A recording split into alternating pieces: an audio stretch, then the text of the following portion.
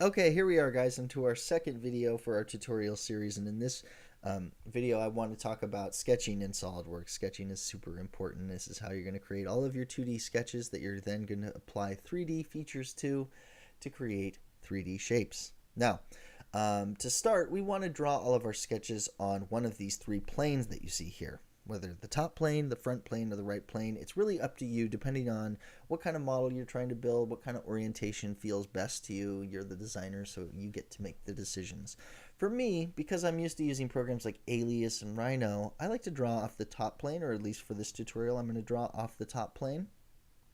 And that's just because it kind of feels like a ground plane, sort of like what you see in Alias, but that's me. So the first thing that you want to do when you draw a sketch on a plane is look normal to the plane. And there's a couple ways to do it. One is to do a right click on the plane itself, and you can see here is your normal to button.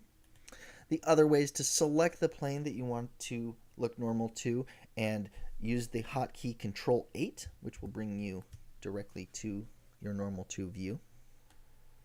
And the third way is to go over here to your design tree and then do a right click on the plane you want to draw on in the design tree, and you can see again there's your normal to button. So we'll just go there.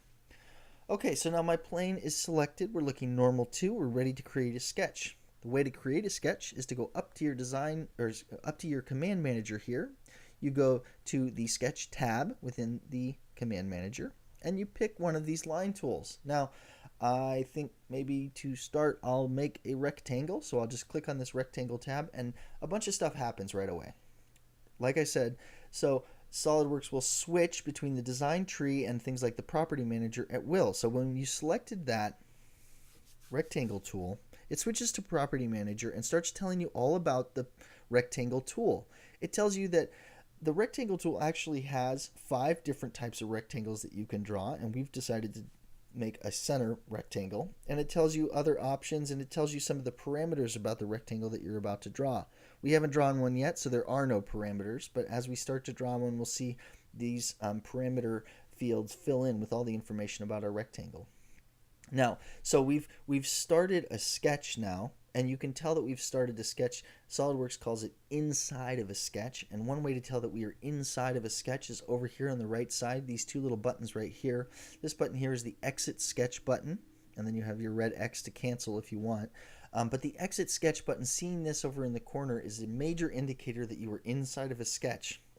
And it's always important to know that you're inside of a sketch, because in order to finalize the sketch, you have to exit the sketch. And so seeing this button, seeing this opportunity, this option available is one of the key ways to tell. Okay, so let's go ahead and let's just get in here, and I'm going to go ahead and just click anywhere and create a rectangle. So let's go ahead and do that. I'm just going to draw out a rectangle. Voila. And so I kind of like the way that rectangle is in space, so I'll just go ahead and exit my sketch. Now, one thing to note right away also, I've made a rectangle, and looking at my cursor, it's still has the rectangle tool activated. So if I were to click and drag again, I would draw another rectangle. So maybe to start, I want to just drop that tool. So you always hit escape to drop the tool. Okay. Now that we've dropped the tool, I am back to my cursor, and I can now grab my rectangle and I can drag it around. So let's just drag it to the origin to start. I'm just going to put it here on the origin like that. Let's see, there we go. And then I'll exit the sketch. Now, I'm going to just use my middle mouse button to scroll around here and take a look at what I've done. So I've drawn a rectangle on my top plane just as I wanted to. And it's starting to get confused right off the bat, and one of the reasons is because I still have all these planes showing. So let's get rid of those planes. You know, when we first opened the program, they were disabled or they were hidden, and now we start to see why SolidWorks hides those planes, because they can get kind of confusing right off the bat. So we'll go over here to our design tree. I'll hold down Shift, and I will click front, top, and right plane, and I will just hide them with that little sunglasses icon. Okay. Cool. So now our planes are hidden, and all we have left is just our rectangular sketch. Okay. So it is in 3D space. It's skewed out into perspective. Using our middle mouse button, we can fly around. We can spin it all around. We can look at it. Using our right mouse button, we can flick it to any orientation that we want. And so let's just talk about what we've done here. So we used our rectangular tool, we created a sketch, and now let's say we've changed our mind and we want to change the shape of this sketch. How do we get back in there? Because if we realize when we click on the thing, it doesn't actually allow us to do anything with it. We just get this strange little box and, oh, what is that? Well, go over to your design tree and you notice that SolidWorks has added an instance of the sketch that you've created. So like I said before, SolidWorks is going to fill out this design tree with everything that you do. Now that it's in your tree, you can go and you can edit it. You can go right click on the sketch and you can go up here to this little icon here, which is called Edit Sketch. And you go Edit Sketch and you see that it becomes highlighted. And you also see that the Exit Sketch button is now back again over here on the right. Okay, so now we're back inside of the sketch. Now we can edit this sketch, but it's still skewed off into perspective. So let's look at it normal 2. Okay, we can go over here to our design tree, do a right click and go normal 2, and it'll bring it right up to our face. Let's hold down the shift key and do the middle mouse button, and we'll zoom out a little bit to kind of get it there. Get a little bit more easier to work with. Okay, so now we can do a couple of things. Now, this is an undefined sketch, and you could tell because it's blue like that.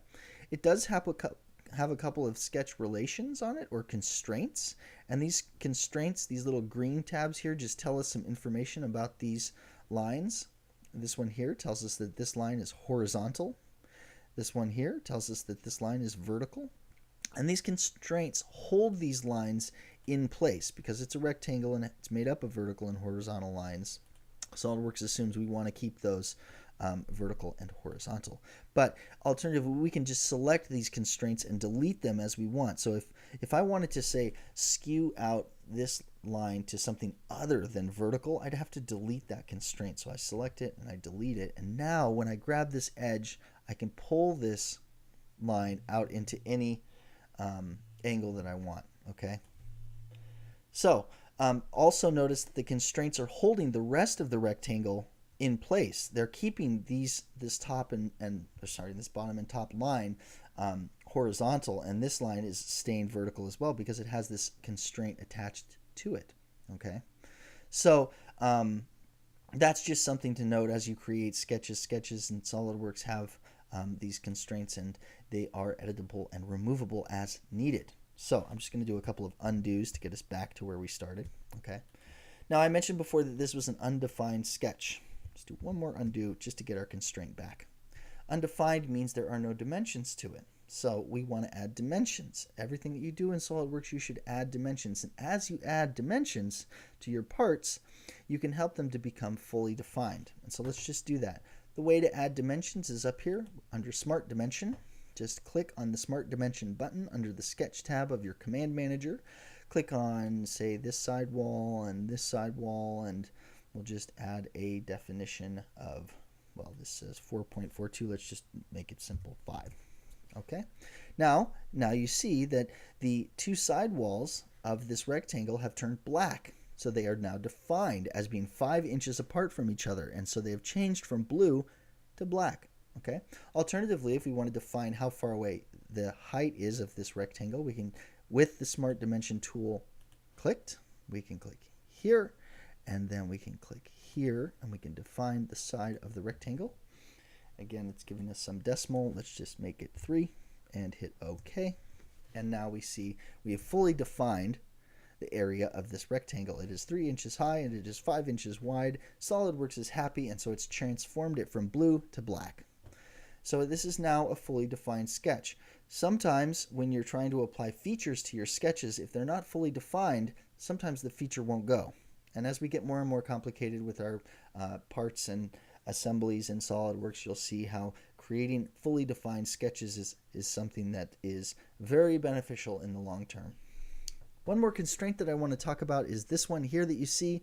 This is called a coincident constraint, and the only thing that this coincidence is just a fancy word for touching. So what this is showing us is that the center point of this rectangle is on the origin of our plane, and so it is touching the origin of our plane.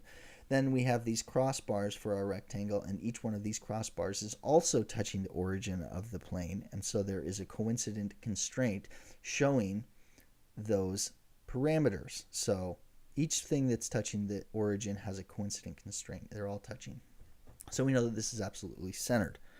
So, all right, we've got a fully defined sketch. Let's exit our sketch now, right up here. Just hit that. And now we're back into the main part of our drawing. And I'll use the middle mouse button to scroll around and take a look. And now we are back at it, okay? So, now that we're back into our main part of our thing, let's say again that we've decided we want to make a change to this sketch. We just go back to our design tree, do a right click, go to edit sketch, and then it brings back up the sketch that we've created. And we can fly around. Even while we're inside of this sketch, we can still spin it around in 3D space. We can even change these dimensions while we're in 3D space. It's no problem. It'll just update at any point we want. Also, we can go ahead and just hit Control 8 and it'll bring us normal to our sketch. That might be a better way to do things. So let's just continue to make some edits here. Let's just go 4. And now it's getting to be a bit of a rectangle. Let's make this 6. It's a 4x6 card. There we go.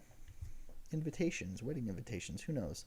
Okay, so that's just a little overview of how to create a sketch and how to then edit the sketch using the design tree, and how to add dimensions, and using dimensions how to fully define your sketches. Let's go on to the next video, and we're going to show you some of the other tools that are within this sketch tab of the command manager. There's some fun ones, so I'll show you guys in the next one. Thanks a lot for watching.